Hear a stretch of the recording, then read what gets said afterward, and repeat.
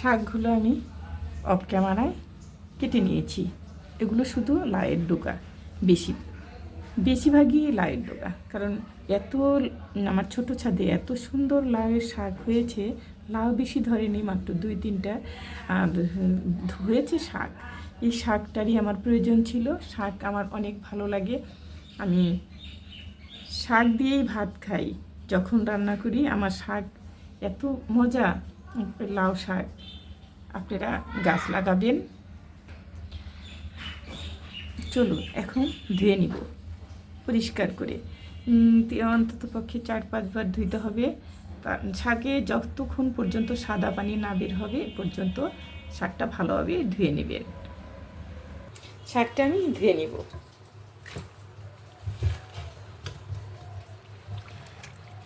সবাই তো রোজা রাখছে, শাকই সবাই বলে যে শাক হলে ভালো হবে, শাক হলেই অনেক। শুকনো মরিচ ভেজে, আমাদের এখানে শুকনো মরিচ ভাজি আমরা, তারপরে অনেক শুকনো মরিচের যে একটা ফ্লেভার আছে, আর রসুন, পেঁয়াজ রসুন একটু বেশি করে সম্বারটা দিলে অনেক ভালো লাগে। আমি এটা অনেকবার ধুয়ে নেব, বেশ কয়েকবার। শাকটা বাঁচতে একটু সময় লাগে, পাতা পাতা ভালোভাবে দেখে, পোকা যেন না থাকে, কোনো কিছু যেন না থাকে। কচলিয়ে কচলিয়ে এভাবে সুন্দর করে ধুয়ে নিতে হবে। আর এখন তো কেবলই বৃষ্টি হলো, শাকের উপরে যে ঝড় ঝাপটা গেছে, ধুলা একদম। বৃষ্টি হয়েছে, আজকে ভালো বৃষ্টি হয়েছে, কালকেও হয়েছে। শাকটা তার জন্য পরিষ্কার লাগছে।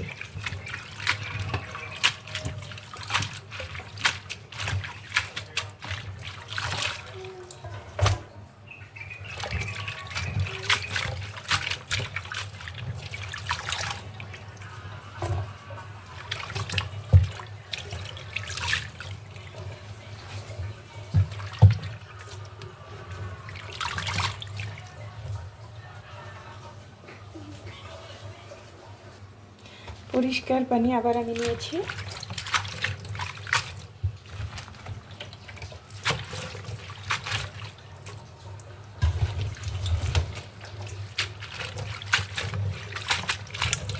এভাবে আমি কয়েকবার ধুয়ে নেব, প্রায় 4-5 বার।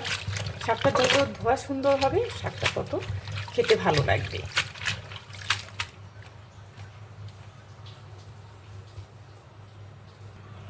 শাক আমার ধোয়া শেষ হয়ে গেছে, একদম পরিষ্কার পানি। পানিটা একদম পরিষ্কার চকচকা।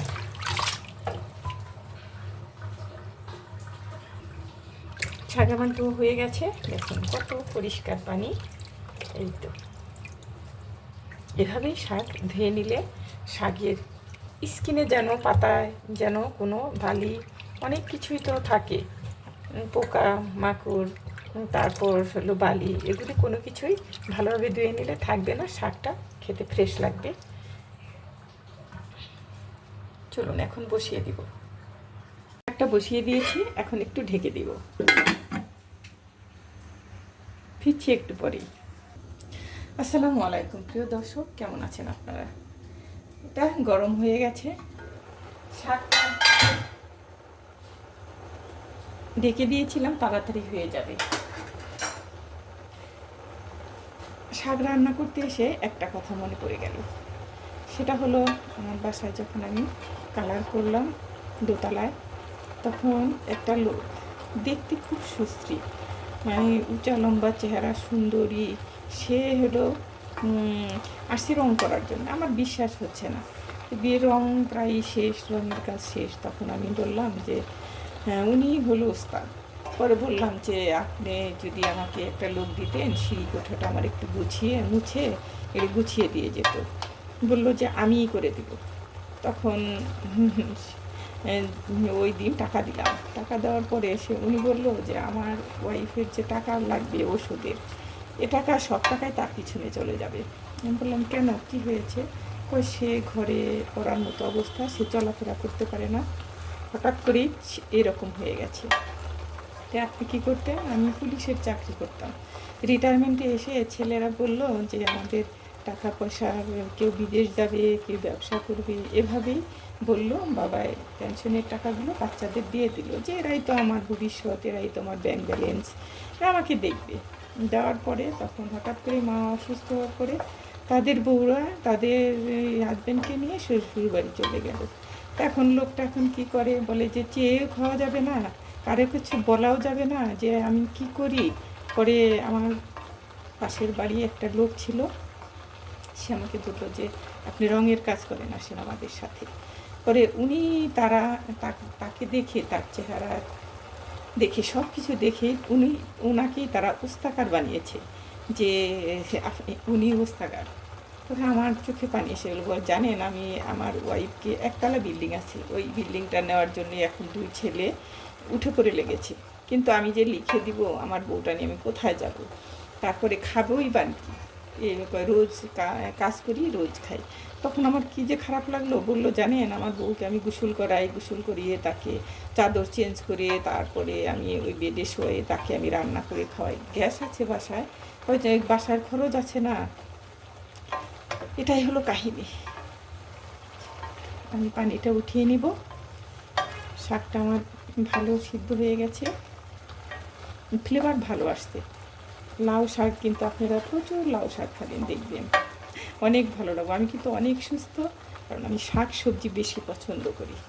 কথা অনেক বলে ফেললাম, ভুল ভুলে ক্ষমা করে দিবেন। আর যারা আমার ভিডিওটা দেখছেন, যারা আমার সঙ্গে আছেন তাদের অনেক অনেক ধন্যবাদ। যারা আমার সাবস্ক্রাইব করে দিয়েছেন তাদের অন্তর থেকে দোয়া করছি, আর যারা এখনও করেননি তারা করে দিবেন প্লিজ, কারণ আপনাদের জন্য আমি আজকে এই পর্যন্ত এসেছি।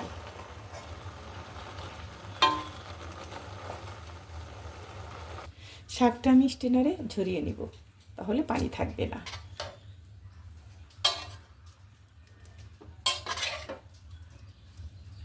আমি সবসময় সংক্ষেপে কাজ করার চেষ্টা করি, কারণ বাসায় প্রচুর কাজ। আজকে ঝড় বৃষ্টি হয়েছে, সেগুলো ভোর থেকে নামাজ পড়ে কোরআন পড়ে সেগুলো ধোয়া মোছা করছি। সিঁড়ি ওগুলো সব বাতাসে নোংরা হয়ে গিয়েছিল, সেগুলো মুছলাম। বাসার কাজের মেয়ে আছে, তাকে দিয়ে বাইরে কাজ করালাম। এখন আমি ঘরের কাজ পুরোটাই করব। কাপড় ধুইতে সমস্যা নেই, কাপড়ের মেশিন আছে, ওয়াশিং মেশিন, কিন্তু আর সব বাদ বাকি কাজ তো করতে হয়, রান্না এগুলি সব কিছু করতে হয়। এখন আমি স্টেনারে ঝরিয়ে নিব, তেল ঢেলে দিচ্ছি, শাকটা সম্বার দিয়ে দিব। নারীরা পারে না এমন কিছু নাই, নারীরা সব পারে। প্লেন চালাতে পারে, বিমান চালাতে পারে, তারপরে তারা যেভাবে কাজ করে চলছে নারীরা।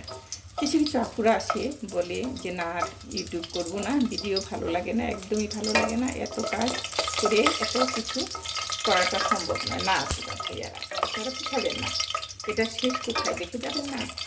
এটা আমি মনে করি আপনারা যে কাজটা করছেন, কাজ করেও অক্লান্ত পরিশ্রম করেও তারপর আবার এই আমরা ইউটিউব করছি, এটা কিন্তু অনেক সময় লাগে, অনেক সময়ের ব্যাপার। তাই আমি আপনাদের কাছে অনুরোধ, আপনারা ঘুরে পিছনে তাকাবেন না, সামনে তাকান, দেখবেন আল্লাহ তাআলা আপনাদের যখন দিবে তখন সত্যি সত্যি দিবে। হয়তো পরিশ্রম শেষ হয়নি, সেই জন্যে আপনাদের কাছে আমার অনুরোধ, আপনারা চলে যাবেন না, আপনারা থাকবেন, আপনারা আমার পরিবার, আপনার ফ্রেন্ড।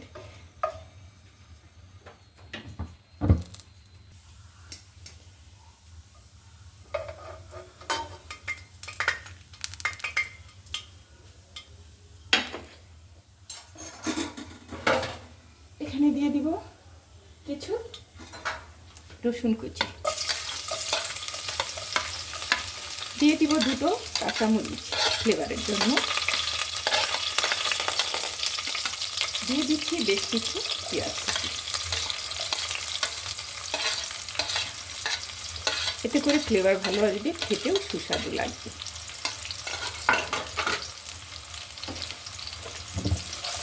এগুলোটা আমি বাড়িয়ে দিলাম।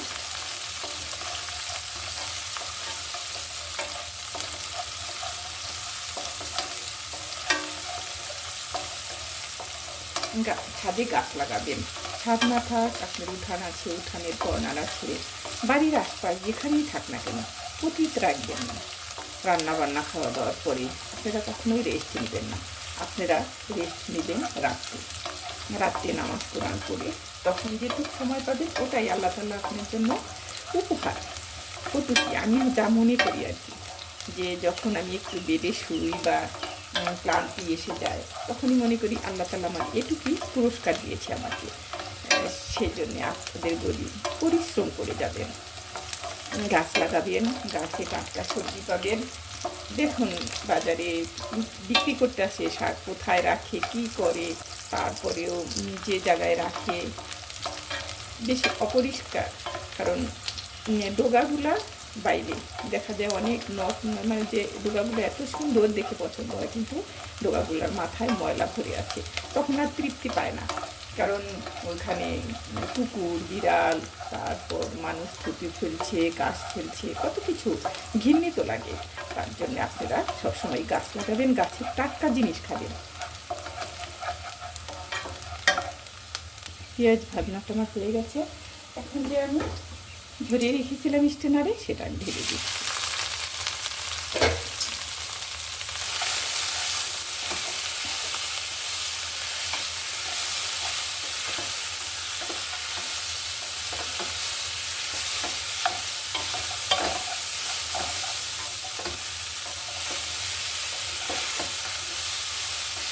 আপনারা ভালো থাকবেন, সুস্থ থাকবেন, আপনারা সবসময় সামনের দিকে এগিয়ে যাবেন।